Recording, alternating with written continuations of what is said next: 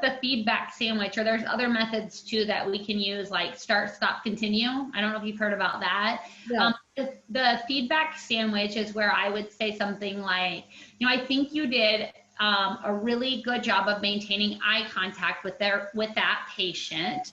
One thing that I think you could continue to work on is your ability to use patient-friendly terms, but I also like how you were very clear and concise in how you were communicating in terms of kind of your voice. Like, I could hear you very well, right? So then that kind of sandwich that negative feedback in the middle, or we'll utilize something like start, stop, continue. So we'll say, I'm going to utilize a feedback method called start, stop, continue.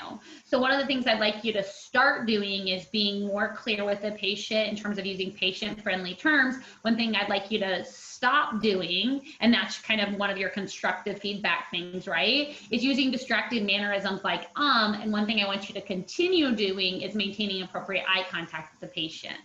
Okay. So that's kind of the methods that we would utilize, and they're quick, right? Quick feedback methods that you can just use for students. My students get used to it.